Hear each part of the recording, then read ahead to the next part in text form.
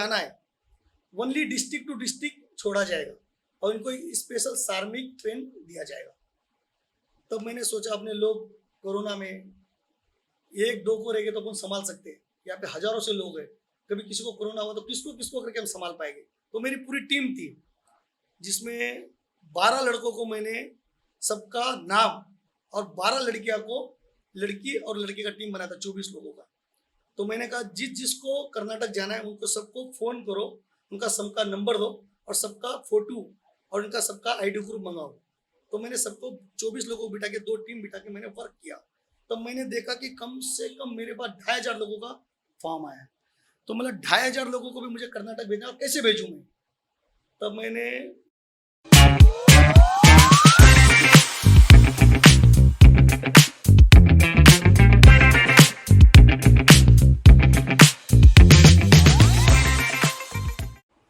नमस्कार, मी प्रशांत घाटगे परत आपला स्वागत करत आहे खुलके बोल या टॉक शो मध्ये। या टॉक शोचा माध्यम आपल्याला माहितीच आहे, विचार आणि आपला अनुभव आपल्या खुलके बोलच्या प्रेक्षकांना वाटण्याचं, या समाजाला वाटण्याचं, महाराष्ट्र असो भारत असो सगळीकडे सिप वाटो या खुलके बोलच्या माध्यमातून आपण तेच करतोय। दिग्गज आर्टिस्ट, राजकीय क्षेत्रातले, समाजसेवा करणारे आणि समाजामध्ये वावरणारे लोकांच्या हितासाठी अशाच एका व्यक्तीला शोधून मी तुमच्यासाठी आणलेलं आहे, ज्वेल। और आज जसं आपला चॅनल आहे मुंबईचा, याच्यात हिंदी, मराठी, इंग्लिश कुठल्याही भाषेमध्ये आपण खुलून बोलू शकतो।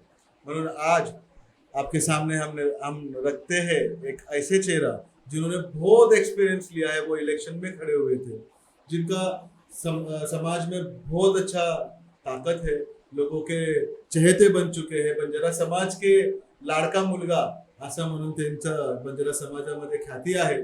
बराच का अनुभव या माणसाकडे आहे, त्यांनी बराच त्या लोकांसाठी काम केलेलं आहे। आणि असंच आज हम संतोष भाऊ चौहान इनको हम हमारे खुलके बोल प्लेटफॉर्म में स्वागत करते हैं। तो आपका थोड़ा मनोगत आपके नाम से और आपके प्रवास से आप प्लीज हमारे प्रेक्षक को बताइए। मिस्टर चौहान साहब, नमस्कार, जय भीम, जय महाराष्ट्र, जय शिवलाल। और खुलके बोल न्यूज़ चैनल को मेरा दिल से आभार करता हूँ कि आपने मुझे बोलने के लिए मौका दिया।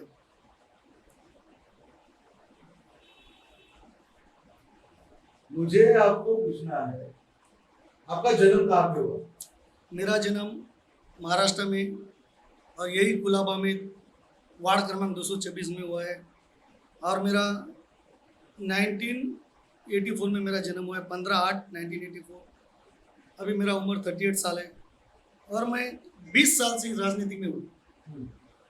बहुत सारे चढ़ाव उतार देखा हूँ। आपकी पढ़ाई कहाँ पे हुई? पढ़ाई मेरा एजुकेशन कुलाबा म्यूनसिपालिटी स्कूल में हुआ है। और उस पढ़ाई के दरमियान कुछ मित्र बने, ऐसा मीन्स आप जो राजकीय क्षेत्र में थे, जो अभी भी होगा, आप बहुत अच्छा काम भी करते हो, पर इसका पहला जो स्वाद यानी कि ये आपको राजकारण में जाना है, समाज सेवा करनी है, ये स्कूल के टाइम में ऐसा था आपके पास? ये ओढ़ कहाँ से लगी आपको? जब मैं 7वीं क्लास में था तर 2008 की बात है। यहाँ पे अपनी स्थानीय एक नगर सेविका थी गीता कनोजा, जिसे हम लोग ने अंबेडकर नगर के लोगों ने चुन के इसको नगर सेवक बनाया था। तब मैं सोचता था पॉलिटिकल चीज़ है क्या, तो मेरे मन में पॉलिटिकल का क्वेश्चन हुआ और मैं भी सोचा कि मैं भी कुछ पॉलिटिकल में काम करूं, पॉलिटिकल वर्क करूं और लोगों की हर सेवा समस्या में हल करूं। इसलिए मैंने भी 2008 से पॉलिटिकल ज्वाइन किया। जब हमारी स्थानीय वार्ड क्रमांक 226 की गीता कनोजा जी जीत के आई, तो यहाँ पे हमारा एक समाज है कुलाबा में 226 में, बहुत बड़े पैमाने में समाज है जो 70% बंजारा समाज है। तो मेरा एक सोच था कि जब 70% बंजारा समाज है तो क्यों ना मैं लीडर बनूं समाज का, और क्यों ना मैं समाज का काम करूं और इतर समाज का भी काम करूं। हर समाज के लोग हैं।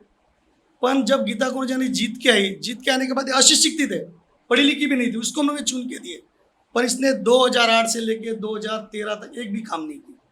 तो मैं बोला यार ऐसे व्यक्ति को चुनना चाहिए जो लोगों का विकास हो, अंबेडकर नगर का विकास हो, पढ़े लिखे लड़कियां या लड़के हो, इनको इस पोस्ट तक पहुंचाए कि वो कुछ आगे बढ़ सके, पर ये नहीं हुआ, नगर सेवक ने नहीं कर पाई। तब मैं 2008 में कांग्रेस में पार्टी ज्वाइन किया। राहुल गांधी जी का एक नारा था, पूरे भारत के अंदर यूथ कांग्रेस कमेटी बनाई गई थी। तो उस संगठन में हमारे आदरणीय राहुल गांधी जी के यूथ के संगठन में मैं वार्ड का जनरल सेक्रेटरी बना। फर्स्ट मेरा प्रवास है। फिर मैं तालुका जीएस बना, बढ़ते गया, जैसे जैसे मुझे मौका मिलते गया, काम करने का, सेवा करने में करते गया। ये तो हम ये सारा चीज तो ठीक है। हम जानना चाहते हैं कि स्कूल टाइम में संतोष चौहान साहब कैसे थे, कैसा उनकी था? सोच कैसी थी? संतोष चौहान जैसा साहब हम- का स्कूल का प्रवास कैसा था? जैसे हम- उसके मित्र कितने थे? मित्रों में आप कैसे थे? आपका स्कूल का ऐसा कोई डेयरिंग वाला चीज जिसमें आपको पहली बार पता चला कि आप तो लीडर बनने के लिए बॉर्न हुआ है या पैदा हुए हैं, जन्म नहीं आपने सिर्फ नेता बनने के लिए लिया है, ये सारा चीज जो है ये आपको पहली बार कभी महसूस हुआ? स्कूल में महसूस हुई, आगे जाके कुछ ऐसा इंसिडेंट 2008 में हमारे बंजारा समाज के लोग काफ़ी 70% में से 50% लोग सासू डाक पे काम करते, मच्छी व्यवसाय का काम करते।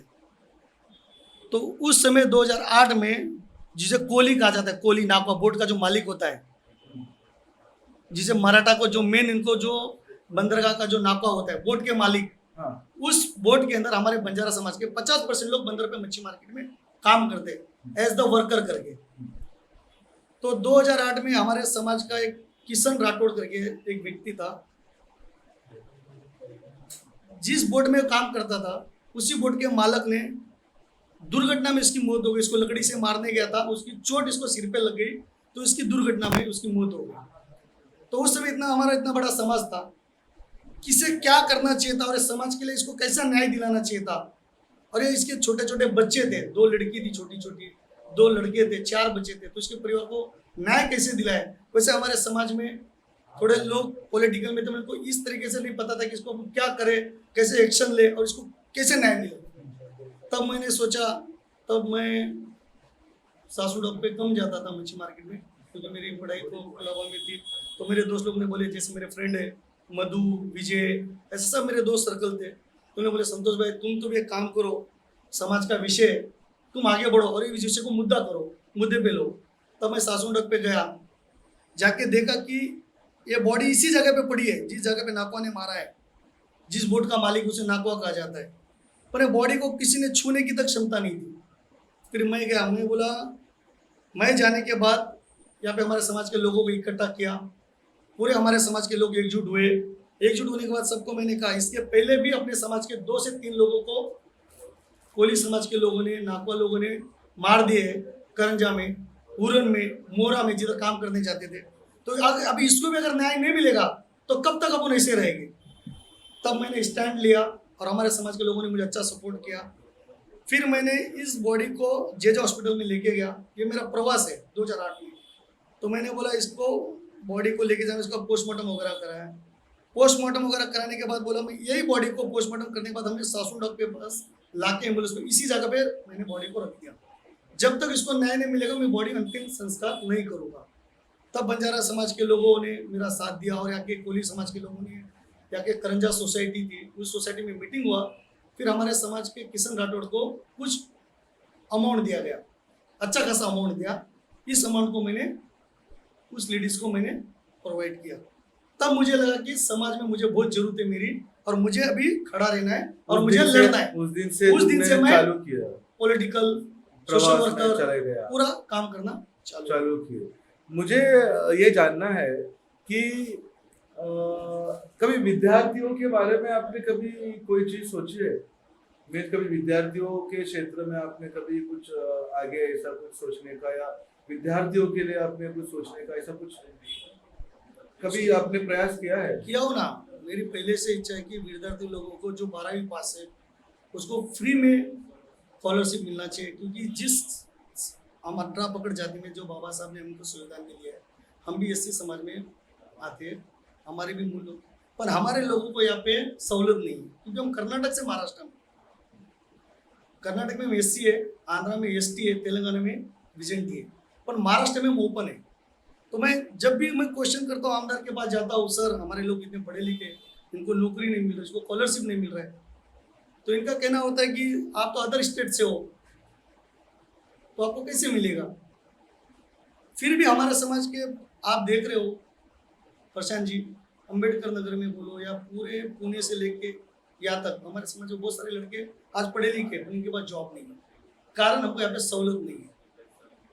आपके गांव में मतलब आप कौन से कर्नाटक राज्य से, तो आपको मैं डिस्ट्रिक्ट हाँ वही आपका गांव कहाँ पर? मैं डिस्ट्रिक्ट गुलबर्गा से हूँ, मेरा राज्य कर्नाटक है, मैं डिस्ट्रिक्ट गुलबर्गा तालुका चित्तापुर से हूँ। जिस तालुका चित्तापुर में आदरणीय हमारे पार्टी अध्यक्ष खड़गे जी रहते, उसी गांव से मैं बिलोंग करता हूँ। कुछ आपके गांव के कुछ अनुभव, आपके कुछ यादें, राजकारण को थोड़ा सा साइड में रखकर, ऐसे जैसे जत्रा होती है, त्योहार होती है, और उसमें आपका पर्सनल गांव को लेकर आपका रिस्पेक्ट या आपने गांव के लिए ऐसे कौन से मुद्दे अपने आगे किए थे? कोविड का टाइम था, देखो बहुत सारा चीज था, आपके गांव के कुछ गांव की चीज बताना चाह रहा हूँ। हमारे समाज का एक एमपी है, हाँ खुशी की बात है, डिस्ट्रिक्ट में डॉक्टर उमेश यादव जी, हाँ और हम तो गांव में साल में एक बार जाते हैं, हाँ क्योंकि हमारा जन्म मुंबई में हुआ है, महाराष्ट्र में हुआ है। हाँ पूरा मेरा पढ़ाई, मेरा शादी, सब कुछ मेरा महाराष्ट्र से बिलोंग करते हो।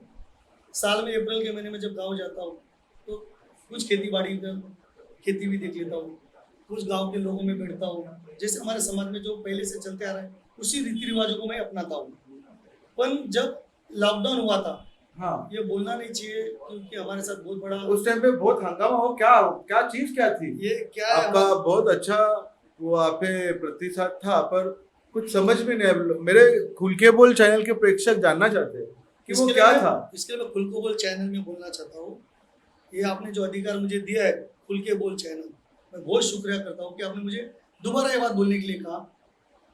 2020 में शायद कोविड था, तब मैंने एक पत्र लिखा था, तभी अपने महाराष्ट्र के सीएम हमारे आदरणीय उद्धव जी थे, मैं उद्धव जी को एक पत्र लिखा था कि सर हमारे वार्ड क्रमांक 226 कोल्हापुर 187 मतदार संघ में यहाँ पे हर समाज के लोग हैं, पर एक ही डिस्ट्रिक्ट के, जैसे ठाणा डिस्ट्रिक्ट महाराष्ट्र, वैसे गुलबर्गा डिस्ट्रिक्ट, और एक प्रधानमंत्री योजना था जो प्रधानमंत्री ने आदरणीय हमारे मोदी जी ने कहा था, अगर किसी को भी किसी राज्य में जाना है ओनली डिस्ट्रिक्ट टू डिस्ट्रिक्ट छोड़ा जाएगा और इनको स्पेशल सार्मिक ट्रेन दिया जाएगा। तब मैंने सोचा अपने लोग कोरोना में एक दो को रहेंगे तो अपन संभाल सकते हैं, यहाँ पे हजारों से लोग हैं, कभी किसी को कोरोना हुआ तो किसको किसको करके हम संभाल पाएंगे। तो मेरी पूरी टीम थी जिसमें 12 लड़कों को मैंने सबका नाम और 12 लड़कियां को लड़की और लड़के का टीम बनाया था 24 लोगों का। तो मैंने कहा जिसको कर्नाटक जाना है उनको सबको फोन करो, उनका सबका नंबर दो और सबका फोटो और उनका सबका आईडी प्रूफ मंगाओ। तो मैंने सबको 24 लोगों को बिठा के 2 टीम बिठा के मैंने वर्क किया। तब मैंने देखा कि कम से कम मेरे पास 2500 लोगों का फॉर्म आया। तो मतलब 2500 लोगों को भी मुझे कर्नाटक भेजना, और कैसे भेजूँ मैं। तब मैंने जिस एक मोदी जी ने बताया था कि डिस्ट्रिक्ट टू डिस्ट्रिक्ट जाने के लिए आपको ये करना पड़ेगा, लोगों का मेडिकल करना पड़ेगा, और उसी मेडिकल के लिए MBBS डॉक्टर MD डॉक्टर का ही अपॉइंटमेंट होना चाहिए। तब मैंने अपने यहाँ पे एक सीनियर साहब थे कपड़पोली चौकी के वरिष्ठ निरीक्षण, सीनियर साहब का नाम, और ACP थे संतोष, ACP साहब थे संतोष ये सर का नाम है, ACP थे कुलाबा के। तो उसने बोला संतोष मैं तुझे डॉक्टर देता हूँ, इस डॉक्टर के माध्यम से तू मेडिकल करना सबका। तो मैंने डॉक्टर आनंद MBBS MD doctor Anand ji को मैंने अपॉइंट किया और 3 से 3,500 लोगों का मैंने मेडिकल किया। मेडिकल करने के बाद ये सब पेपर मैंने कपड़पोली चौकी में दिया। कपड़पोली चौकी में देने के बाद ये सब लोगों को मैंने फिर मुख्यमंत्री उद्धव जी के पास मैंने एक पत्र दिया कि इतने सारे लोगों का मैंने मेडिकल किया हूँ, सब नॉर्मल है, किसी को कोविड नहीं है, हमको इस राज्य से ठाणा डिस्ट्रिक्ट से हमको गुलबर्गा डिस्ट्रिक्ट छोड़ा जाए। तो सबसे पहले ये मेरा एक मुद्दा था। तो उस मुद्दे पर कबूल किया ना, जबकि ये पूरा बंद था, मंत्रालय पूरा बंद था। आपको उसका लेटर आया था ना, तो नहीं थोड़े दिन लगे, पर एक मेरा मित्र है जो मंत्रालय में काम करता है, नीलेश करके, नीलेश राठौड़, इसने पत्र द गेट बंद होने के बाद भी इसने पत्र अंदर छोड़ा। इसी पत्र का फॉलो डीसीपी साहब के पास आया, यानी हमारे डीसीपी जुनून के डीसीपी बालाजी साहब थे। डीसीपी साहब ने एसीपी साहब को फ़ोन किया, एसीपी साहब ने सीनियर साहब को फ़ोन किया, सीनियर साहब ने मुझे फ़ोन किया। चारों हम लोग कॉन्फ्रेंस पे बात किए, एज द ईडो कॉल के ऊपर भी बात हुआ। तो मैंने बोला ठीक है चौहान जी, काम करना, सबको हम जाने के लिए प्रोवाइड कर रहे हैं, 2 गाड़ी तुमको दिया जा रहा है। और ये फर्स्ट था महाराष्ट्र में, सबसे पहले स्पेशल सार्मी ट्रेन मैंने ले आओ, जो प्रधानमंत्री की योजना के अनुसार ही। मतलब आपको प्रॉपर फॉलो अप पता है? हाँ, तो मैंने फॉलो पूरा किया हो ना, मेरे पास पेपर अभी है, हाँ। आप मोबाइल में देख सकते हो, मेरे पास पूरा पड़ा है। हाँ। मैंने हर एक ग्रुप बनाया था, हर एक लीडर के ऊपर 50 जन था। वो कोविड का दिन कैसा था? वो तो सर प्रशांत जी, वो बाद में बात करेंगे, पहले आप फिर गाँव गए। तो मैं आपके ग्रुप वही में बताना चाह रहा हूँ वही ना topic मेरे पे। साथ क्या हुआ। हाँ, हाँ, मैंने एक्चुअली तो ये देख, कोविड में कोई 100 लोगों का न्याय दिलाने वाले को स्मारक बना रहे, जैसे सोनू सूद है। हाँ। मैंने 3000 लोगों को लेके गया, मुझे 3000 गालियां मिली। क्यों ऐसा? मतलब क्या हुआ, क्या था? ऐसा हुआ था कि जब मैं लेके गया सबका क्या मेडिकल, गालियाँ क्यों मिली? खुल के बोल में बताना ही पड़ेगा ना मुझे, खुल के क्या इसीलिए तो है। तो खुल के बोलूंगा इतना तो करने के बाद भी आप ये पूरे महाराष्ट्र के लोगों को बताना चाहता हूँ, वही हमारे कुलाबा के लोगों को बताना चाहता हूँ कि जब ये खुल के बोल माध्यम न्यूज चैनल से जब जाएगा तब इनको पता चलेगा ना Right, कि मैंने क्या खुल के बोला हूँ, और खुल के ही बोल रहा क्या हूँ, हुआ? जो है वो क्लियरेशन है। क्या था? तब मुझे यहाँ पे बस खड़ा किया मैंने, टोटल मैंने 150 बस को अपॉइंट किया, 150 बस का पैसा भी मैंने दिया, पे किया, और इसमें हर ग्रुप के ऐसा 50 लीडर बनाया था, जिसमें हर एक ग्रुप के साथ 50 जन। तो सब ग्रुप के लोगों ने पैसा जमा किया, और मैंने 6,70,000 कुछ अमाउंट मैंने पहले ट्रेन का मैंने थाना में पे किया, सेकेंड ट्रेन का भी पैसा मैं पे किया हूँ, और दोनों ट्रेन मैंने डिस्ट्रिक्ट थाने से डिस्ट्रिक्ट गुलबर्गा में लेके गया। मेन विषय की बात आई, आपने कहा ना ऐसा क्या हुआ था जो आपके साथ अनहोनी घटना घटी। आपको गांव के बाहर रखा गया था, बहुत तमाशा हो गया था, आमदार मुझे तो मारने की आपका धमकी जान तक आ गया था। आए थे ना। क्या हुआ? मुझे मारने की इनके धमकी। जान तक आ गया था, इन्होंने भले का काम किया और इनका ही गला कटने वाला था। ऐसा क्या हुआ था? क्या हुआ था प्रशांत जी, जब मैं इतने लोगों को लेके गया, हमारे डिस्ट्रिक्ट के एमपी थे उमेश यादव, जो बीजेपी के उम्मीदवार थे, और मैंने पूरी मेहनत की थी, तो मुझे क्या लगा था मेरा समाज मुझे सत्कार करेगा, 3000 लोगों को लेके आया है, मुझे कुछ स्वागत करेंगे। लेकिन इधर जाने के बाद मुझे पता चला एमपी जी मिलने के लिए आए, रात के 2:30 बज रहे थे। बोला चौहान मेरा बेटा कैसा है? बोला ठीक हूँ मामा, यानी कि एमपी को मैं मामा करके बात करता था, यानी कि इस द जादव फैमिली से थे, आई एम चौहान फैमिली से। तो अच्छा बॉन्डिंग था हमारा, तो मुझे लगा चलो लोगों को न्याय मिलेगा और लोग खुशी से अपने अपने घर में जाके रहेंगे, क्योंकि हम लोग तो ऑलरेडी मेडिकल किया था मैंने, सब निगेटिव थे, कोई पॉजिटिव नहीं था। तो जब हम लोग गए गुलबर्गा स्टेशन पे उतरे, ऐसे 50 से 100 बसें खड़ी थी, और हर लोगों को, जो हमारे तालुका जिला था, तालुका जो था डिस्ट्रिक्ट गुलबर्गा जिले में उतरे थे, तो मुझे लगा कोई नालवार, ऐसा हमारा गांव का नाम है, लालवार, एगापुर, बड़गेरी, वाड़ी, यादगीर, तो मुझे लगा सबको अपने अपने मध्य क्षेत्र में छोड़ देंगे। जैसे हम गए, उमेश जी आए, एमपी जी आए, एमपी जी से मेरी बात हुई, तो एमपी जी से, उमेश जी कौन? ये हमारे बीजेपी के एमपी थे ना, डॉक्टर उमेश यादव, और ये बीजेपी के एमपी थे, मेंबर ऑफ पार्लियामेंट, उस टाइम में खासदार थे। हाँ। तो मुझे लगा, तो मिलने के बाद अच्छी बहुत खुशी हुई कि हमको एमपी मिलने आया। तो जैसे हम स्टेशन उतरे, स्टेशन से हम लोगों को लेके, मैं सब लोगों को लेके जैसे स्टेशन बाहर गया, तो यहाँ पे बस खड़ी थी, 50-60 बस खड़ी थी। तो मैं सब बस को अपने अपने लोगों को, तुम अपने अपने गांव के हिसाब से अपने अपने जगह पे बैठ जाओ। इतने में यहाँ का डीसी आए, कर्नाटक के डीसी शरद जी करके, डॉक्टर शरद डीसी थे, डिस्ट्रिक्ट कलेक्टर। उसने मुझे पूछा, अरे चौहान जी आप इसमें से चौहान कौन है? तो मैंने सर भाई हूँ, ये भी वीडियो मेरे पास है।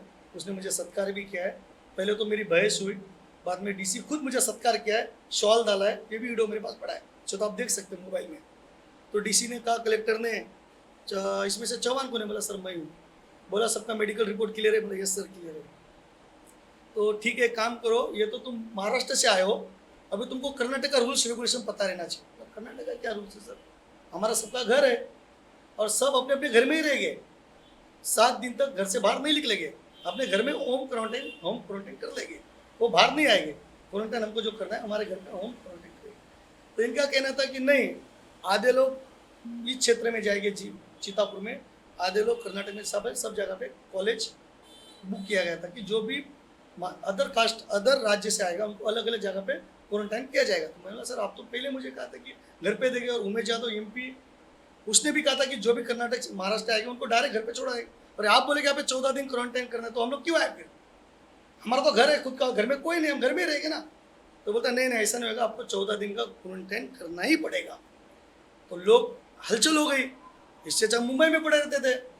कोई पेड़ से थी हमारी कोई माता बहनी पेड़ से थी, कोई बेचारे व्हील चेयर पे थे, कोई बुजुर्ग था। तो अब इनके लिए मुझे तो चिंता का विषय था। और इनको ऑलरेडी मैं मेडिकल करके लाया हूँ, अब इनको और 14 दिन में कहाँ पे रखूँ? तब मैंने कहा अगर किसी को भी क्वारंटाइन आप करोगे तो मैं संतोष चौहान मैं जाके ट्रेन के अंदर आत्महत्या करूँगा। ये मेरा स्टेटमेंट था कि मुझे लोगों की चिंता थी। मैं अगर मुझे जाना था, मेरा एमपी से अच्छा संबंध था, मेरा गांव में जिला से खासदार से आमदार से सबसे अच्छा संबंध था, मैं तो अकेला जा सकता था, मेरे परिवार को लेके जा सकता था। लेकिन मैं 5000 पब्लिक को लेके गया, मैं गलत किया क्या? ये मेरी गलती है क्या? तो मैं लेके गया। जाने के बाद शरद यहाँ के डीसी जी ने कहा, शरद जी ने आप पहले बैठिए, कुछ डिस्कशन करेंगे, फिर इसके ऊपर मुद्दे पे बात करेंगे। फिर मुझे इस साइड पे बिठाया गया डिस्ट्रिक्ट गुलबर्गा में, यहाँ पे उमेश जी बैठे थे एमपी, यहाँ पे डीसी साहब बैठे थे। फिर हमारा कुछ बात हुआ, बात होने के बाद मैंने बोला सर क्या हुआ कि तुमको क्वारंटाइन करना पड़ेगा। वो बात। तो उमेश जी के 5 लोग बैठे थे और मेरे तरफ से 5 लोग बैठे थे। तो इसमें से कुछ लोग इंग्लिश में बात कर रहे थे। एज द माई फैमिली भी इंग्लिश पढ़े लिखे, मेरी फैमिली, मेरी मिसेज इंग्लिश मीडियम से, मेरा ब्रदर छोटा भाई इंग्लिश मीडियम से था, तो हम लोग भी इंग्लिश टॉकिंग, इनसे बात हुआ। फिर शरद ने बोला, खुद सर ने बोला, या के डिस्ट्रिक्ट कलेक्टर ने एमपी को कहा कि तुम्हारी गलती है, तुम्हारा ईडो मिसगाइड हुआ है कि आपने लोगों को कहा कि तुम डायरेक्ट घर में चले जाना, होम क्वारंटाइन करना, और यहाँ पे बोलते क्वारंटाइन करेंगे। उमेश जी की गलती है, आप काम करो, आप उठ के जाओ, नहीं तो यहाँ पे दंगा हो सकता है। फिर उमेश जी, डॉक्टर उमेश यादव जी ने 3 बजे यहाँ से खुद टेबल छोड़ के भाग गए। ये बात सुबह किसी लोगों को नहीं पता था। कर्नाटक के रात को 3 बजे थोड़ी कोई जगह रहता है। जो महाराष्ट्र से लोग हम गए थे, 3000 लोग हम ही जग रहे थे, हम ही उतरे थे ट्रेन से, हमको ही पता था हमारे साथ क्या हुआ था। जब मैं गया तो डीसी मुझे बोला, चौहान जी मैं आपसे हाथ जोड़ता हूँ, आप हमारे बात को मान लो, और आप ज़्यादा नहीं तो नहीं 7 दिन का क्वारंटाइन करो, लोग आपको जो सहूलत है वो सब यहाँ पे सहूलत दिया जाएगा, जैसे बच्चे को दूध, खाना 3 टाइम, सुबह नाश्ता। तो मैंने इस बात को एग्री कर दिया, क्योंकि डीसी है, डिस्ट्रिक्ट कलेक्टर है, मानना तो पड़ेगा। भले हम क्वारंटाइन में हम निगेटिव है, यहाँ से हमारा मेडिकल भी हुआ है, फिर भी हम ये हमारे शरद जी आके जो डीसी थे उसकी बात को मैंने एग्री किया। फिर मैंने ये 50 बसों में हमारे लोगों को बिठा के तालुका जिला में जिला तालुका के अंदर हर जगह पे हमको 50-50 लोगों का हमको शिफ्ट कर दिया। इस तरीके से वो था, तो बहुत सिर्फ- बवाल हो गया था। फिर शिफ्ट करने के बाद जैसा सुबह दिन निकला, किसी को पता नहीं कि संतोष चौहान फेस से तो नहीं जानते, पूरा डिस्ट्रिक्ट की बात थी, पूरा कर्नाटक के राज्य की बात थी। एक तालुका रहेगा तो मुझे पूरा तालुका जानता है, पूरा डिस्ट्रिक्ट जानता है। जैसे महाराष्ट्र के 36 जिले, 358 तालुका है, सब मुझे नाम से जानते हैं, संतोष चौहान। मेरा प्लेट नेम गिर चुका है, नेता, कोई नेता नाम से जानता है। तो ऐसा कर्नाटक में मुझे भाऊ नाम से जानते हैं। तो बोल रहे थे अरे भाऊ। तो इसमें से कुछ लोगों ने, जो बुजुर्ग लोग, इनको पता नहीं थी कि रात को क्या हुआ, तो इनका कहना था कि मैं एमपी उमेश यादव को मैंने गाली दिया, जबकि ऐसा कुछ नहीं हुआ था। जबकि डिस्ट्रिक्ट कलेक्टर के सामने बात हुआ था और मुझे सुबह गाली देना चालू, तो मर जाना चाहिए था, इधर क्यों आया, सब लोगों को मर, लेकिन यहाँ पे मरना था। यहाँ पे गांव में आके सब लोगों को तो कोरोना फैलाना चाह रहा है, तुझे मारेंगे, तू जिस गांव में रहता उस गांव में आके तुझे मारेंगे, तेरे हाथ पैर काट देंगे, तुझे गोली मार देंगे। ऐसे बहुत सारे मेरे, और लोगों को पता भी है, ऐसा बहुत सारा वीडियो वायरल हुआ है, मुझे बहुत सारे लोग मारने भी आए।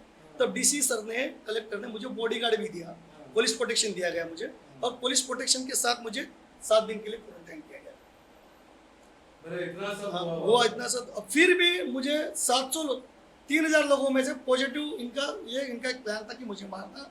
फिर मुझे 14 दिन के बाद, 7 दिन की जगह पे 14 दिन रखा। 14 दिन के बाद सब लोग अपने अपने घर पे चले गए। मतलब 7 दिन तक इसको रखा ही नहीं, 14 दिन ही रखा उन्होंने। 14 दिन ही रखे। तो फिर उन्होंने जो बोला था कि 7 दिन तक हम फिर इन लोगों ने कहना था कि सबका मेडिकल क्यों हुआ, यहाँ पे भी सबका कोरोना चेक किया गया।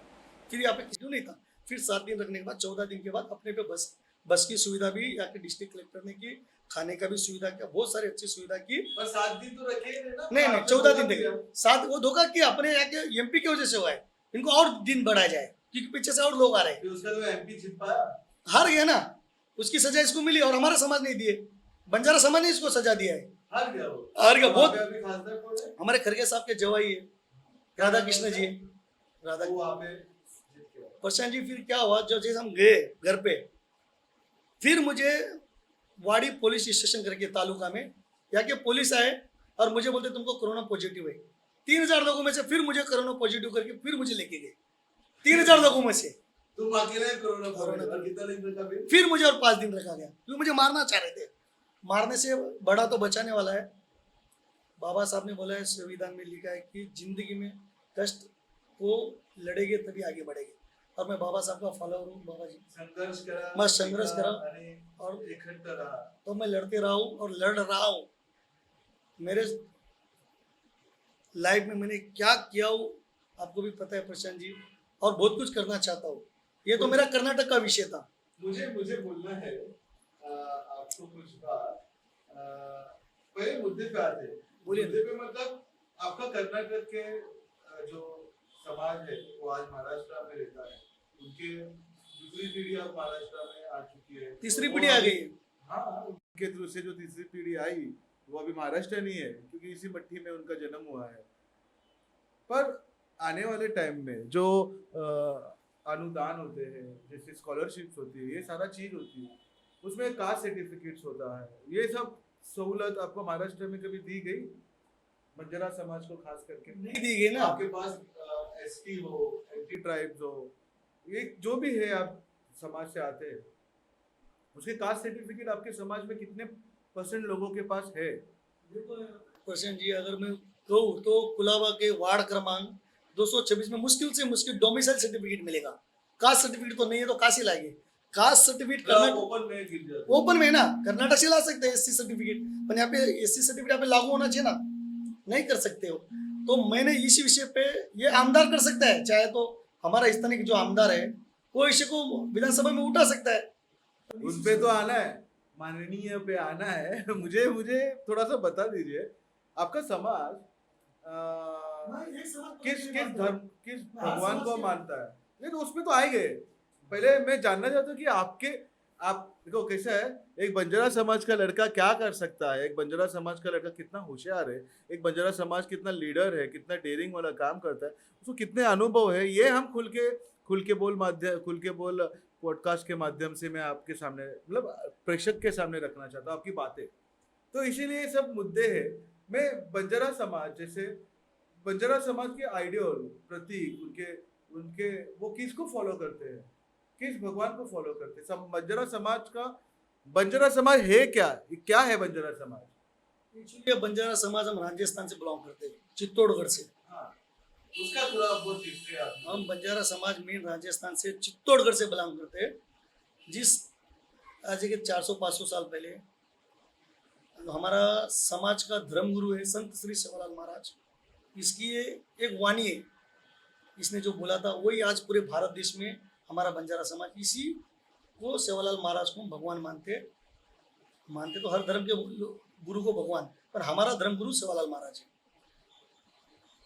तो हम चित्तौड़गढ़ से जिस राज्य में चले गए, कर्नाटक में गए तो कर्नाटक में एससी हो गए, आंध्रा में चले गए तो एसटी हो गए, आंध्रा तेलंगाना में चले तो एसटी हो गए। तो जिस राज्य में हमारा समाज गया, उस राज्य का हम यहाँ के रहवासी कहलाने लगे। टोटल हमारे भारत के अंदर 12 करोड़ 44 लाख बंजारा समाज है। सेवालाल महाराज ये राजा थे, सेवालाल महाराज ये व्यापारी थे। सेवालाल महाराज मीन्स उनका जन्म कैसे, और उनके जन्म के क्रांति से समाज के लोगों को क्या प्राप्त हुआ, या बंजारा समाज के लोगों को सेवालाल का आशीर्वाद किस तरीके से लगा हुआ है, और ऐसे क्या खास बात है जिससे आप सेवालाल महाराज के इतने प्रथम सबसे प्रिय भक्त हो, या सबसे पहले आप उनको मानते हो? सेवालाल महाराज के बारे में बताना इतना बड़ा तो मेरे में क्षमता नहीं है कि हमारे गुरु है, लेकिन सेवालाल महाराज की कुछ बातें, सेवालाल महाराज की जो हिस्ट्री है विकिपीडिया पे दिया गया है, और हम जो जानते हैं, जो मैं 30-40 सालों से जो हमारा धर्म गुरु है, जो मैं पढ़ते आ रहा हूँ, देखते आ रहा हूँ, सेवालाल महाराज का जन्म गुत्ती बल्लारी में कर्नाटक में हुआ था, आंध्रा में।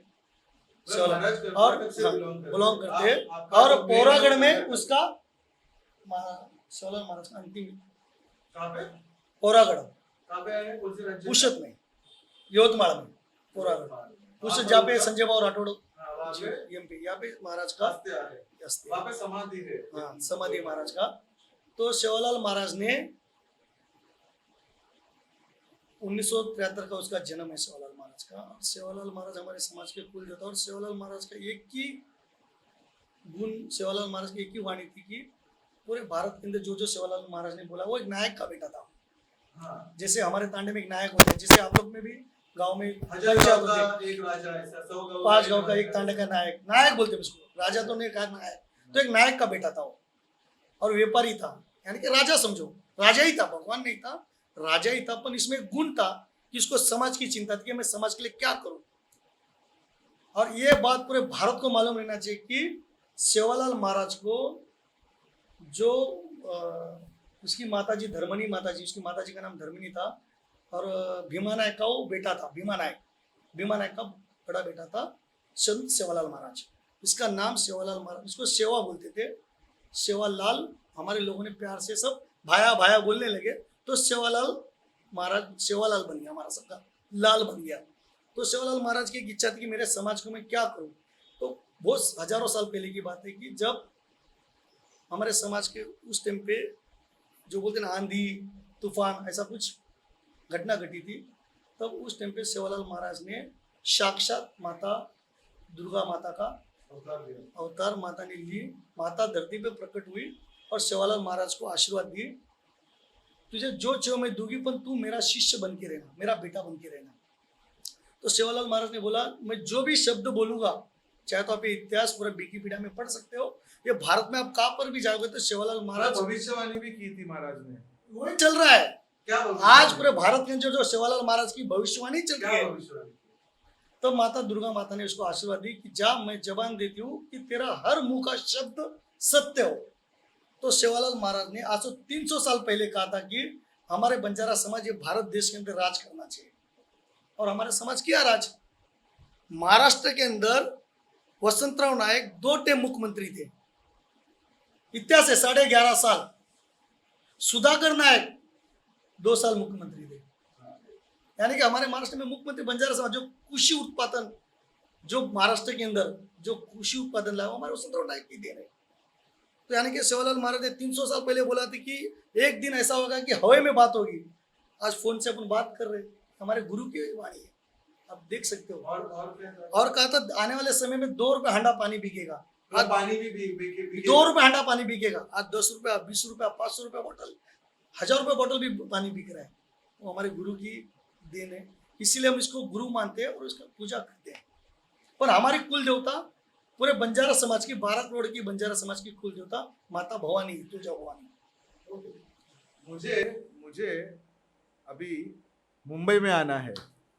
अभी हम बहुत चौहान साहब से गांव में रख कर उनके बारे में पूछे। अभी चौहान साहब को मुंबई में लाना है। अभी हमें बताइए कि आपका जन्म यहाँ पे हुआ, आपका सब मुंबई में ही हुआ, आप मुंबई का भी हो, आपका एक नेटिव प्लेस यानी कि आपका विलेज कर्नाटक में, आपके पूर्वज कर्नाटक से, आपके गुरु कर्नाटक से, तो एक अपना डीएनए कहाँ से है वो आपने हमने बताने का पूरा प्रयास किया। मुझे ये बोलना है, मुंबई के राजकारण में कुलाबा को और साउथ मुंबई को आप किस तरीके से देखते हैं? पहले तो साउथ मुंबई को आप किस तरीके से देखते हैं? राजकारण की बात आई तो आज साउथ मुंबई पॉलिटिकली लीडर्स से सही चल रहा है कि कुछ गड़बड़ है साउथ मुंबई में? देखिए प्रशांत जी, मैं महाराष्ट्र के बारे पॉलिटिकल भी बता सकता हूँ, भारत की भी पॉलिटिकल बता सकता हूँ, लेकिन आपने मुद्दे की बात की कि साउथ मुंबई 187 के बारे में आप पूछना चाहते हैं। हाँ, चलो हम साउथ मुंबई के वर्ली, मलबारी, शिवड़ी, भाईकला, गिरगांव इसको साइड में करते, हम कुलाबा में आते हैं, ठीक है? तो कुलाबा के राजकारण में 15 साल या 10 साल पहले का राजकारण और अभी 10 साल के बाद का राजकारण, इसमें आपको कुछ फर्क दिखता है क्या? किस तरीके से आप कुलाबा के राजकारण का बारे में आप मेरे खुल के बोल प्रेक्षकों को आप बता पाएंगे? मेन देखिए, खुल के बोल के आप प्रशांत जी, मुझे बहुत खुशी की बात है। ये 10 साल के अंदर जो राजकारण यहाँ पे जो साउथ मुंबई में हो रहा है ना, ये मुझे देख के पार्टी से भी घिन आ रही है और मुझे खुद के ऊपर भी कौन सी पार्टी से गिना रहे हो? बीजेपी पार्टी से, नेशनल पार्टी है बीजेपी। 50 सालों से जो कांग्रेस सरकार राज की थी, कांग्रेस सरकार को तब 2014 के पहले देखिए, पूरे कांग्रेस के दिन में बहुत सारा अच्छा काम हुआ।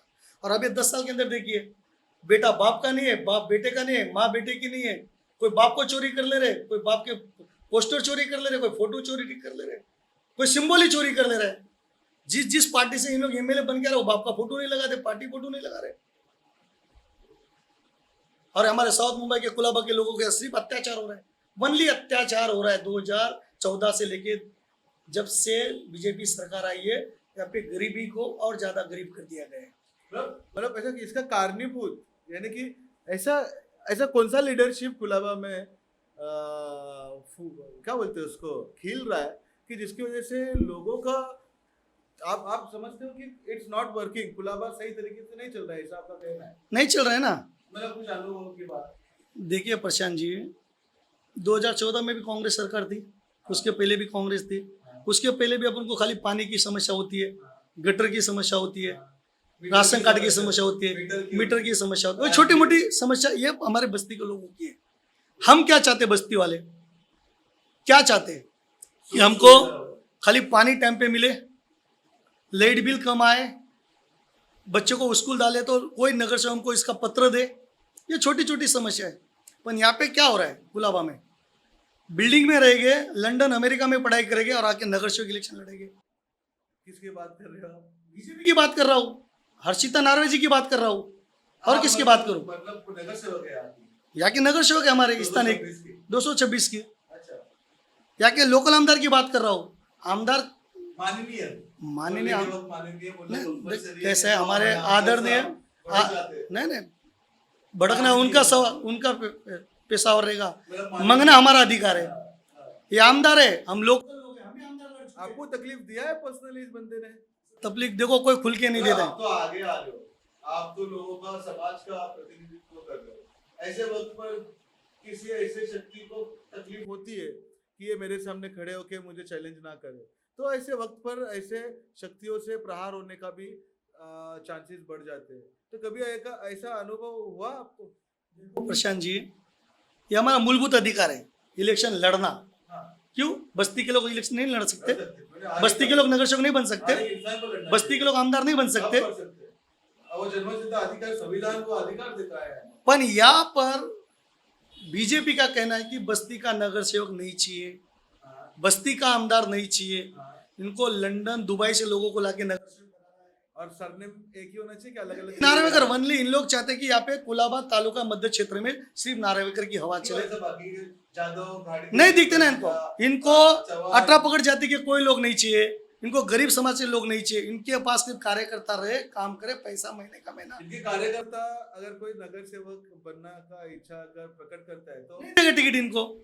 उनके साथ कुछ किया? मेरे साथ ऐसा ही हुआ 2019 में, कैसा क्या हुआ? जब मेरी मिसेस के लिए मैं फॉर्म भरा था, राहुल नार्वेकर ने मुझे बुलाया जॉर्ज होटल करके, जॉर्ज कलेक्टर ऑफिस के सामने। यहाँ पे राहुल नार्वेकर जी बुलाया, चौहान कुछ बात करना है। मैं गया, डर किस बात के, आमदार है, मैं भी आमदार उम्मीदवार रह चुका हूँ, इंडिपेंडेंट इलेक्शन लड़ चुका हूँ, आपको भी पता है। तो मैं बोला जब बुलाया आमदार जी मिल लेते, पर मैं आज तक 10 साल में इसके ऑफिस के सामने पेड़ नहीं रखा। जो मेरा अधिकार है वो मैंने कल क्या बोले? मैंने पूछा सर, राहुल नार्वेकर जी से मैंने बात की, बोला सर देखो आप तो मुझे बुलाए, तो किस बारे में बात करना चाह रहे? तो बोलते हैं चौहान तुम फॉर्म रिटर्न लो तुम्हारी मिसेस का और तुम मेरे लिए काम करो। तो मैंने कहा सर ठीक है मैं करूँगा, ना नहीं बोल रहा हूँ, करूँगा, पर अगर आपकी भाभी नगर सेवक बनती है तो इसमें से 2.5 साल आपका हो और 2.5 साल मेरी मिसेस को दो, कि बस्ती के है ना, लोग कोई क्वेश्चन नहीं कर सके। बोला ऐसा नहीं हो सकता है। बोला क्यों नहीं सर, हमारा भी तो अधिकार है। तो ठीक है नहीं हो सकता, तो आप अगर आमदार बनोगे तो मुझे नगर सेवक टिकट दो, मेरी भी इच्छा है ना मैं कुछ बनूं, हमारे नगर के लोगों के लिए कुछ काम करूं। आज हमको क्या तकलीफ है प्रशांत जी, आपको अच्छी तरह पता है। आपके चैनल के माध्यम से मैं बोलना चाहता हूँ, आपके चैनल के माध्यम के थ्रू, आज अम्बेडकर नगर की परिस्थिति कितनी खराब है, यहाँ पे लोगों के साथ कितना अत्याचार हो रहा है। और आज भी आपको सब अच्छी तरह आपको पता है कि आप खुद अभी 2023 में एमपी इलेक्शन लड़ चुके हो। मेरे बारे में नहीं बोलना है, आपके बारे में ओके। तो फिर राहुल जी ने बोला कि मैं ठीक है मैं नगर सेवक टिकट तुझे दूंगा, ऐसा वो कहने पे मुझे लगा कि हाँ हकीकत दिल में एक उम्मीद जाग उठी कि हाँ यार मैं अभी आने वाले समय में 2019 में या 25 में मैं नगर सेवक बनूंगा। खुशी में था, लेकिन पता चला कि वो सब एक वादा था, वादा। जैसे हवेली मोदी जी ने बात। कहा था ना तुम्हारे अकाउंट में 15,000 आएंगे, वैसा मेरे अकाउंट में नगर सेवक आएगा लिखा था, पर वो भी नहीं हुआ। हमें भी थी बात। हवा में थी सब। और उन्होंने सब फेक उनके बातें, घर में दे दी थी। सब फेक बात है, कोई टिकट देने वाले नहीं है। सब नेशनल पार्टी से मेरा निवेदन है कि या इस बार अगर स्थानिक टिकट स्थानिक लोगों को किसी को भी नेशनल पार्टी शिवसेना हो, बीजेपी हो, राष्ट्रवादी हो, कांग्रेस हो, हमारे वार्ड क्रमांक 226 में जो भी कार्यकर्ता जिस जिस पार्टी से काम कर रहे उसमें से किसी भी कार्यकर्ता को स्थानिक टिकट स्थानिक लोगों को मिलना चाहिए। मुझे बताइए, नगर सेवक हो, आमदार हो, खासदार हो, कोई भी हो, ये जो भी पद लेते हैं तो विकास के भूमिका में पद लेते हैं। विकास पढ़ाई से होना चाहिए, विकास रहन सहन से होना चाहिए, तो विकास घरों से भी, निवारा से भी, अन्न वस्त्र निवारा, इनमें से ये 3 विकास होता है तो समझ में आता है कि यहाँ पे काम हो रहा है। 2 की चलो ठीक है बात करते ही है, पर निवारा की बात छेड़नी है मुझे। यहाँ के लोगों का घर का जो प्रश्न है, इसमें आपने कभी कुछ रुचि रखी है? इसमें आपने कुछ काम किया है क्या? इसका कुछ अनुभव हमारे खुल के बोल चैनल में हमारे प्रेक्षक जानना चाहेंगे ना, तो चाहते ही है वो। मैं भी क्या है बस्ती के लिए क्या है बताइए। यहाँ पे हम चाहते हैं कुछ डेवलप हो। किस यहाँ पे तरीके से क्या डेवलप? जो SRA का रूल्स रेगुलेशन है, हाँ, जैसे केंद्र सरकार का रेगुलेशन है, हाँ। उस तरीके से डेवलप होना चाहिए, लोगों को घर मिलना चाहिए। तो यहाँ के जो आमदार है, नगर सेवक है या खासदार है, कोई भी पहल करते हैं बिल्डर लॉबी? संबंध ही नहीं ना हमको। यहाँ से आमदार खासदार इस मध्य क्षेत्र में डेवलप के लिए आना ही नहीं चाहिए। मेरी तो पहले ही कहा। आपका तो अनबन हुआ था राहुल नार्वेकर को लेकर, आपका वो कुछ ललित बिल्डिंग के पास में कोई शिव शक्ति नगर करके है, वहाँ पे हमने रिसर्च किया। कोई सत्यम टंडन करके विकासक थे, उसको आपने वहाँ के लोगों से मिलवाया, वहाँ पे विकास काम के बारे में समझाया, वहाँ के कुछ एग्रीमेंट कंसर्न ये सारे चीज़ें हुई। उस टाइम पे आप बहुत स्ट्रांगली वहाँ पे प्रोटोकॉल में थे। तो अचानक राहुल नार्वेकर का इन्फ्लुएंस आया और वहाँ पे बहुत सारा गड़बड़ हुआ, और हमने सोचा कि ये बात पूछूं क्यों, क्योंकि हमें ऐसा लगता है कि कुछ गड़बड़ हुई थी उस टाइम। क्या अनुभव क्या है आपका? उस टाइम पे क्या हुआ था? देखो प्रशांत जी, जैसे अपने अम्बेडकर नगर है, जैसे अपने अम्बेडकर नगर में 7,000 स्लम है, वैसे अपने बुधवा पार्क में 400 घर है। तो मैं भी चाहता था कि पहले 400 घर को डेवलप हो, मैं एक सोशल वर्क करूँ। तो मैंने एक बिल्डर के पास बिल्डर के पास गया, मतलब सर ये 400 घर का प्लॉट है, आप यहाँ पे डेवलप करो, यहाँ पे लोगों को घर के बदले घर दो। तो यहाँ पे काम होने के बाद मैं सोचा था कि हमारे 7,000 जो झोपड़पट्टी है हमारे अम्बेडकर नगर में, इस ये प्रोजेक्ट होने के बाद मैं यहाँ पे भी काम कराऊँ, ये मेरी इच्छा थी। जब यहाँ पे लोगों का काम अच्छा खासा काम हुआ, एग्रीमेंट हुआ, बायोमेट्रिक हुआ, GBR हुआ, LY आ गई, बीच में यहाँ के लोकल आमदार घुस जाते। जहाँ साउथ मुंबई में पहुंचे यहाँ पे आमदार का नाम पहला रहता है, बस्ती का नाम नहीं रहेगा, पर एक आमदार का नाम फ्रंट पेज पे रहेगा, माननीय श्री राहुल नार्वेकर जी एडवोकेट। तो मैं पूछना चाहता हूँ, ये आमदार है क्या बिल्डर का एडवोकेट है क्या बस्ती का कोई सेवक है? मैं आज तक नहीं समझ में आई। और ये मैं मुद्दा रखूं किसके पास? पुलिस चौकी में जाऊंगा तो आमदार है, प्रश्न उत्तर इसका उठा नहीं पाएंगे। कलेक्टर के पास जाऊंगा, स्पीकर है, बोल नहीं पाएंगे। मंत्री के पास जाऊंगा, स्पीकर है, इसका विषय नहीं उठा पाएंगे। तो ये विषय मैं किसी के पास रखूं? अब एक बचा है देश के, भारत के प्रधानमंत्री नरेंद्र मोदी के पास रखना है। वही बोलेंगे हमारे पार्टी के महाराष्ट्र के स्पीकर है, इसके बारे में सोचिए। करते 10 साल बीतने आए। मैं आपको बोलता हूँ, अभी तो नार्वेकर के मुद्दे पे हम बात करेंगे, पर मुझे ऐसा लगता था कि कुछ लोग ही इसके विरोध में है, पर कुछ लोग छोड़ो, सारे लोग विरोध में, पूरा खुलावा विरोध में। कोई भी एक ऐसा नया लीडर आता है तो वो खुलकर सपोर्ट करने की बात थोड़ा भी नहीं करता है, वो अपोज में ही बोलता है। ऐसे नार्वेकर का यहाँ पे कोई नया काम है, कुछ मेकअप है, या चाय तो पीजिए आप, चाय आपने अभी तक चाय नहीं पी है। Thank you Prashant ji. मैं क्या है ये नार्वेकर फंडा क्या है? मैं नार्वेकर फैमिली से मेरा कोई संबंध नहीं। सब इतने परेशान क्यों है? विकास के बारे में हाँ, चाहता हूं। नया कुछ काम हुआ है? अभी मेरा 40 साल हो गया अम्बेडकर नगर में। आपका भी जन्म इसी मध्य क्षेत्र से हुआ है। मेरे बच्चे आज 10वीं क्लास करके आज कॉलेज में जा रहे, तो मेरे बच्चे के भी मन में होगा ना, कब मुझे यहाँ पे बिल्डिंग बनेगी, कब मैं टावर में रहूँ। ये हमारा मूलभूत अधिकार है। हम ये अधिकार भी अगर हमसे नेता लोग छीन लेंगे तो हम कहाँ पे रहे। 10x12 के घर में मैं रहता हूँ, खुल के रहता हूँ, खुशी की बात है। झोपड़पट्टी में रहता हूँ, इस झोपड़पट्टी से मैं इलेक्शन तक पहुंच गया, लड़ा, आज बस्ती में काम हो रहा, मुझे कोई दुख नहीं। पर मुझे दुख इस बात की है कि ये सलम कब डेवलप हो, लोगों को कब न्याय मिले, कब नया घर काम मिले। कुछ हुआ है क्या आमदार के थ्रू से? आपको ये दिख में आता है कि नया काम या किस तरीके से होना चाहिए ऐसा? नया काम तो कुछ हुआ है, जो था सलम वो सलम टूट गया। आपको भी पता है, यहाँ पे 2000 सलम तोड़ दिया गया। हमारे अंबेडकर नगर के पढ़े लिखे बच्चे, उसमें ये बोलते नार्वेकर का हाथ था, पूरे दुनिया को पता है, मैं मेरे मुंह से बोल के क्यों मत छू। हाथ पे ये सब था। पूरा शरीर था उसका, हाथ पे को लेके क्या करे, पूरा शरीर है। नाम है उनका ब्रांड आदरणीय राहुल नार्वेकर जी। जब हमारे मतलब पहले आमदार थे हुए हैं, जिन्होंने लोगों को तकलीफ दी है, ऐसे आमदार भी नहीं थे, एमएलसी थे, तभी से चालू हो गए। जब इसको आदरणीय शरद पवार जी के पार्टी से, राष्ट्रवादी से एमएलसी मिला था। पर इसने कभी शरद पवार जी का फोटो नहीं लगाया, कभी राष्ट्रवादी का बैनर नहीं लगाया। इसके मैं पर्सनल पे नहीं जाना चाहता हूँ। मेरा कहना है कि जब धोखा देने में माहिर है। जब 2000 घर को तोड़ा गया था, तब यहाँ के स्थानिक लोकल लोगों ने, हम जब फाइट कर रहे थे, तो ये हमारे कुछ, हमारी बहना है, कुछ मेरे मित्र है, इनके ऊपर केस बन गया। और आज तक ये पढ़े लिखे लड़के केस को फाइट कर रहे, कोर्ट जा रहे। उसमें से मेरा तो बेस्ट फ्रेंड और मेरा छोटा भाई विट्ठल चौहान, वो भी बेचारा कोर्ट कचहरी को भटक रहा है। इसमें पढ़ी लिखी लड़कियां, वो भी कोर्ट कचहरी तक जा रही है। बताइए, जैसे कि नाम जगह अंबेडकर नगर से, और केस करने वाला हमारे स्थानिक राहुल नार्वेकर जी है। स्टूडेंट के ऊपर भी केस कर देते, जो कोई मुंह खोला, जैसे मोदी ने बोला था तुम्हारे अकाउंट में 15 लाख, उसके कहने पे केस। ये 15 लाख का मालिक है, ये केस के मालिक है। अरे केस के मालिक, केस के मालिक है। मुझे मुझे मुझे अभी ये टॉपिक थोड़ा मजेदार होने वाला है। मुझे जानना है, कामों में तो मेकअप लगाया है, मैं किसी और के काम को सिर्फ मेकअप करने का है। ये इलेक्शन में अभी जो 3 महीने में फिर से इलेक्शन है विधान भवन महाराष्ट्र का, इसमें सारे लोग भाग लेंगे और हमारी फिर से राज्य की सरकार बनेगी। राज्य की सरकार के बारे में तो आप जानते हो कि हमने बहुत कुछ उसमें देखा है, अलग अलग तरह के ड्रामे हमने देखे हैं। पर ये आने वाले इलेक्शन में ड्रामा की तो बात बाद में पूछेंगे, पर कुलाबा से फिर से राहुल नार्वेकर ये नाम जीत पाएगा, आपको ऐसा लगता है? वो जनता बताएगी ना आने वाले समय में। पर आपका भविष्यवाणी क्या है?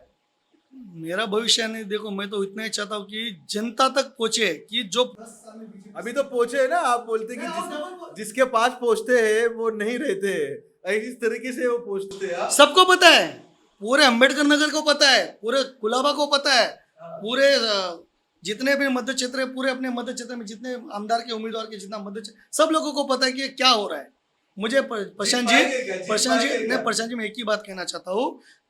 हमारे देश के प्रधानमंत्री ने कहा था कि मैं जब देश का प्रधानमंत्री बनूंगा, तुम्हारे हर लोगों के अकाउंट में 15 लाख आएगा। आप अगर जीतोगे तो आप क्या करोगे, या आप जीतने के लिए क्या बोलना चाहते हो? अगर मैं आप खड़े रहोगे एमएलए में? अगर लोग चाहेंगे, मैं जनता का, अरे पर अभी आप खड़े रहने वाले हो, आपने तैयारी बनाई है। जनता का जनार्दन, मैं जनता जनार्दन, मैं जनता के कहने पे चलता हूँ। आप इस टाइम पे जो जनता चाहती है चौहान जी आप खड़े रहो, नेताजी खड़े, लोग मुझे अदर अदर नाम से जानते हैं। आप खड़े रहना तो क्या दोगे आप, क्या दोगे? खड़ा होगा, और जिसे जनता अगर चुन के लाते है कुलाबा 187 से, तो मैं हर लोगों के, हर एक घर से लोगों को 16 लाख रुपए दूंगा। हर व्यक्ति को 16 लाख। नहीं, देश का प्रधानमंत्री बोल सकता है, तो मैं एक आमदार जीतने के बाद 16 लाख देने में मुझे क्या दिक्कत है? हर व्यक्ति को 16 लाख। और मेरे अकाउंट में जब मैं जीत के होगा, जो मुझे महाराष्ट्र सरकार का जो फंड रहेगा वो मेरे अकाउंट में 0 रखूंगा। जो भी फंड है मैं मेरे जनता को लगाऊंगा। जैसे एजुकेशन के लिए, जो अपने लोगों को आज 400 रुपये बाटला मिल रहा था, आज ये 1000 रुपया तक पहुंच गया, तो मैं गैस फ्री कर दूंगा, लाइट बिल में कम करूंगा। मैं खुद मेरे जो फंड रहे, लाइट का बहुत बड़ा इशू है यहाँ पे, तो आप इसका तो करना चाहिए ना। हमारे लोकल आमदार नहीं कर रहे, वो नहीं चाहते कि, आपने कुछ सोचा है इसके ऊपर? बहुत सोचे हैं, लोगों ने धरना तक किए, पर इसको हमारे लोकल आमदार करना चाहिए ना। लोगों की लाइट बिल कम हो, बाटला का भाव 1000 रुपए, उसको 600 किया जाए, 500 किया जाए। गरीबी कम होती, गरीबी बढ़ती जा रही है, हम अमीर अमीर बनते जा रहे हैं। वो इनको सोच ही नहीं।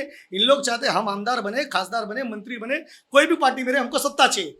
गरीब गई भाड़ में। मैं आपको एक बोलना चाह रहा हूँ कि मुंबई में कुछ दिन पहले, खासकर कुलाबा क्षेत्र में हमने देखा कि गांव में धमकियां जैसी चलती है लोगों के बीच में, जैसे हमारे इसमें गढ़चिरौली है, जैसे बाहर साइड में चंबल है, वैसे यहाँ पे कुछ लोग आते हैं, लाइट का पाइप काटते हैं, पानी काटते हैं, धमकाते हैं, कुछ ऑपोज में बात किए तो उसको विरोध के चक्कर में उसका पूरा पानी का कनेक्शन काटते हैं, धमकाते। ये सब सच में है अम्बेडकर नगर में हो रहा है? ये कभी आपके नजर में आया ये बात?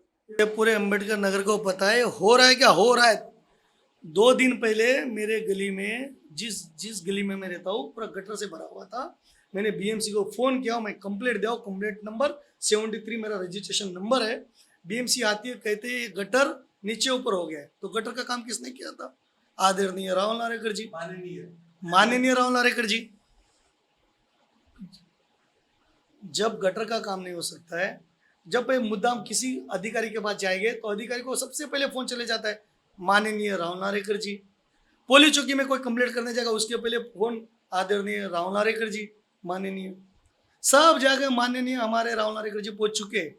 अभी स्पीकर भी हमारे विधानसभा में भी माननीय जी है। और आने वाले ये अक्टूबर के इलेक्शन में मैं चाहता हूँ कि ये माननीय न दिखे, ये साउथ मुंबई में नहीं दिखना चाहिए। ये खुल के बोल में मेरा यही सवाल है। चाहे मेरे पे कोई केस बने, मुझे चाहे मेरा मर्डर हो जाए, मैं मर्डर से गोलीबारी से मैं नहीं डरता हूँ। मरना है तो आज नहीं तो कल मरना ही है। मैं बस्ती के लिए मरूंगा या लोगों के लिए मरूंगा, पर इस बार लोग सत्य का साथ देंगे और आने वाले समय में अच्छा निर्णय अच्छी पार्टी के पास। जनता के ऊपर डिपेंड है, मैं जनता के साथ हूँ। आपका एक मेसेज, मतलब आता आपण खुल के बोल्या शोच्या शेवटच्या भागमध्ये आहोत। मला चव्हाण साहेबांना विचारायचं आहे की तुमचा येणाऱ्या पिढीला, आपका आने वाले पीढ़ी को क्या मैसेज देना चाहोगे? अगर किस क्षेत्र में उनको रहना चाहिए, किस तरीके से आपको जाना चाहिए, आप मैसेज क्या देना चाहोगे आने वाले? अम्बेडकर नगर के लोगों को फिर से हाथ जोड़ के निवेदन कर रहा हूँ, जय भीम, जय महाराष्ट्र, जय शिवलाल। हमारे अम्बेडकर नगर के जितने भी पार्टी में काम कर रहे, या बंजारा समाज से बिलोंग हो, जय भीम समाज से हो, मराठा समाज से हो, कोली समाज से हो, उत्तर भारतीय समाज हो, किसी समाज से हो, जो भी पार्टी में काम कर रहे, मैं इसी पार्टी में मैं उनको चाहता हूँ कि टिकट दिया जाए, क्योंकि ये मूलभूत अधिकार है। नगर सेवक इलेक्शन नगर के लोगों के लिए आता है। वो किस तरीके से उनका आने वाला भविष्य, अगर वो राजकारण में काम करना चाहते हैं, समाज में काम करना चाहते हैं, समाज सेवा करके लोगों के मन में बैठना चाहते हैं, तो उनको किस तरीके से अपने आप को तैयार करना है? ऑलरेडी काम कर रहे हैं, तो मैं चाहता हूँ जब ये काम कर रहे तो पार्टी उनको उसका हक दे, उनका उसका अधिकार मिले। जैसे हम काम किए कांग्रेस में, हमको अधिकार नहीं मिला, तब हमको ये दूसरा कदम उठाना पड़ा, इंडिपेंडेंट लड़ना पड़ा। और ये जब पार्टी में काम करते तो कुछ सोच के उम्मीद के लिए काम करते कि आज मैं वार्ड अध्यक्ष हूँ, फिर मैं तालुका अध्यक्ष बनूँ, फिर मैं नगर सेवक बनूँ, फिर चाहे मैं पार्टी के लिए और काम करूँ, भविष्य में आमदार बनूँ। हर कार्यकर्ता की एक इच्छा है।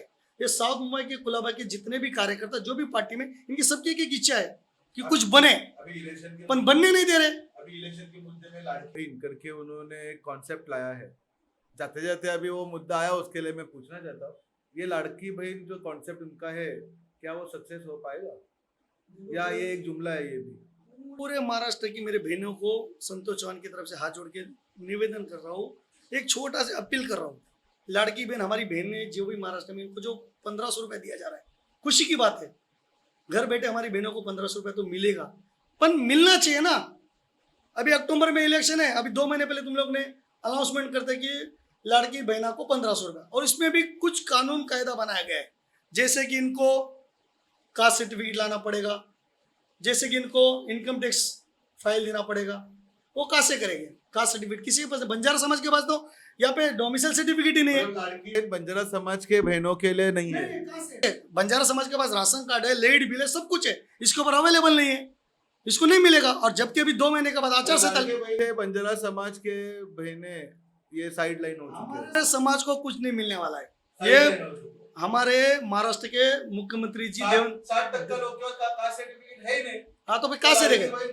तो मैं महाराष्ट्र के मुख्यमंत्री को मेरा निवेदन है, सर आप जो लड़की बहन को जो 1500 रुपये देना चाह रहे हैं, हमारे बंजारा समाज के पास किसी के पास डोमिसाइल सर्टिफिकेट नहीं है, इनकम सर्टिफिकेट भी नहीं है, तो आप इनको एक आधार कार्ड, राशन कार्ड और एक पैन कार्ड के ऊपर उपलब्ध कर दो, तो ये इनको घर तक ये योजना पहुंच सकती है। नहीं तो आप भी मोदी के जैसा आश्वासन मत दो। मोदी जी 15 लाख बोले, अभी तक 15 लाख मेरे अकाउंट में नहीं है। मैं देखता हूँ रोज, मोदी जी 15 लाख डालेंगे, मोदी जी 15 लाख डालेंगे, 15 रुपए तक नहीं आ रहा है। राहुल नार्वेकर डालेगा ना? अभी राहुल नार्वेकर जी से भाई अपेक्षा है ये हमारे बस्ती को खाली बना के दे दे और हमारे बस्ती के अंदर इंटरफेयर ना करे। लंबा रे। नहीं, बस्ती से सर क्या कंसर्न है? ये बस्ती के हम लोग देख लेंगे ना।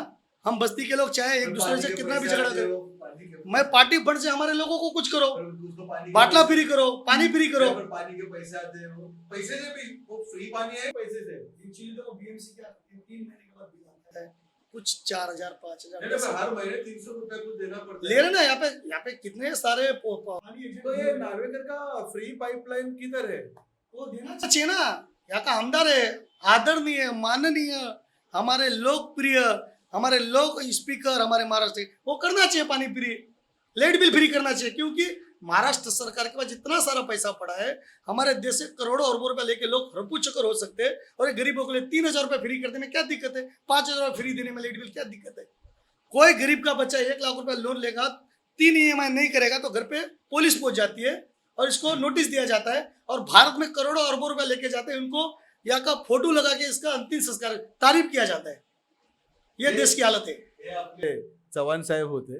लाडकी बहिणीचा मस्त त्यांनी मुद्दा उचलला. लोकांच्या मनात ते लक्षात ते आलं पाहिजे की 1500 रुपये तुम्ही महिना देण्याची ग्वाही देत आहे, पण 1500 रुपयाच्याहून जास्त पैशाचा तिला कागदपत्र करून द्यायचं आहे. ज्यांच्याकडे 1 रुपया नाही आहे, 15 रुपये नाही आहे, ते 1500 रुपयासाठी या तडजोडीला कशी समोर जाणार? कास्ट सर्टिफिकेट नाहीत. बरेच राज्याचे लोक आता इथे येऊन स्थलांतरित झालेले आहेत महाराष्ट्रामध्ये. त्याची बहुसंख्या 40% गेलेली आहे. त्यांच्याकडे त्या सर्व डॉक्युमेंट्स नसल्या कारणाने त्यांना या योजनेचा लाभ उचलता येईल की नाही हा एक प्रश्नचिन्ह उभं राहिलेला आहे समोर. असो, असे आपले पेलवानगडी कलाकार समाजसेवेचे आपले संतोष भाऊ चव्हाण आपल्या सोबत होते. कसे वाटले तुम्हाला त्यांचा अनुभव खुलके बोलमध्ये आणि आपल्या सर्वांना त्यांचं विचार आणि त्यांचं कामाची क्षमता किती पुढे आहे ते बघण्याचं काम आज तुम्ही केलेलं आहे. पुढे राहा चालत, त्यांच्या पावलांवरती पाऊल ठेवायचं आहे की नाही विचार करा. आणि आजची मुलाखत कशी वाटली हे नक्कीच मला कळवा. आणि विसरू नका खुलके बोल या चॅनल पॉडकास्टचं सबस्क्राईब करायला विसरू नका. घंटी जी असते त्याला प्लीज वाजवा आणि सर्व माझे व्हिडिओ तुम्हाला बघायला भेटेल. आणि अशीच गप्पा वेगवेगळ्या लीडर्सची तुम्हाला ऐकायला भेटेल. एवढंच 2 शब्द बोलतो. आणि आज आषाढी एकादशी आहे. त्या आषाढी एकादशीच्या निमित्त माझ्या सर्व माऊलींना विठ्ठलांचा आशीर्वाद लाभो एवढंच बोलून मी आजचा हा जो आमचा टॉक शो आहे हे मी इथेच थांबवतो. जय हिंद, जय भीम, जय महाराष्ट्र, जय सेवालाल. धन्यवाद चव्हाण साहेब.